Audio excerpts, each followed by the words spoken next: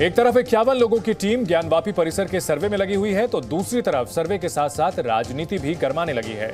AIMIM प्रमुख असदुद्दीन ओवैसी ने खुली चुनौती दे दी है कि ज्ञानवापी मस्जिद को कोई छीन नहीं सकता।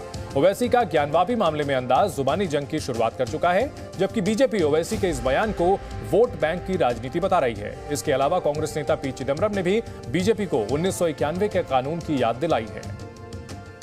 कत्ल करके तुमने हमारी मस्जिद को हमसे छीना, आप दूसरी मस्जिद नहीं छीन पाओगे। ज्ञानवापी परिसर का सर्वे 50% से ज्यादा हो गया है, लेकिन सियासत अब 100% शुरू हो गई है।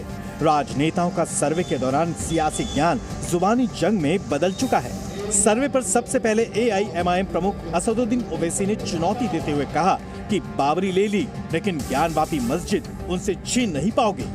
सरकारी और अय्यारी से इंसाफ का कत्ल करके तुमने हमारी मस्जिद को हमसे छीना, आप दूसरी मस्जिद नहीं छीन पाओगे। याद उन्होंने प्रधानमंत्री को चुप्पी तोड़ने को कहा, साथ ही ये भी कहा कि ज्ञानवापी मस्जिद है, थी और रहेगी। आप सरकार में हैं, पार्लियामेंट का बनाया हुआ कानून है, तो संवैधानिक जिम्मेदारी पहले प्रधानमंत्री की है कि वो अपनी चुप्पी को तोड़ कर कहें कि उनकी सरकार 91 के कानून के लिए खड़ी है। बीजेपी ने सीधे तौर पर ज्ञानवापी पर ओवैसी के बयानों को भड़काऊ बोल बताते हुए समाज का इकोसिस्टम खराब करने का आरोप मढ़ दिया।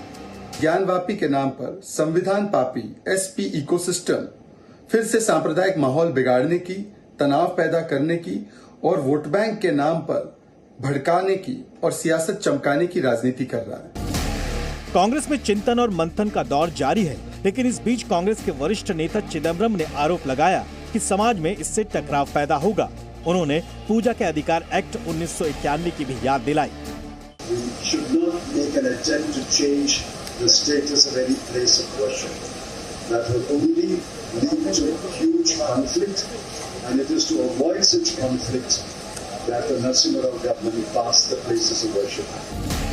बीजेपी ने पलटवार करते हुए सर्वे से किसी कानून का उल्लंघन न होने की बात कही है।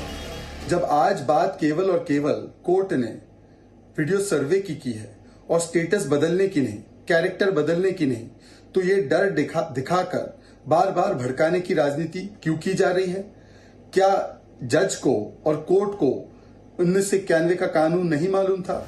ज्ञानवापी मामले में सियासी संग्राम को हवा पहले से ही मिल रही है। इससे पहले समाजवादी पार्टी के अध्यक्ष अखिलेश यादव कह चुके हैं कि मतभेद करने वाली कार्रवाई से बचें, जबकि बीजेपी नेता संगीत सोम ने कहा है कि मंदिर को वापस लेने का समय आ गया है।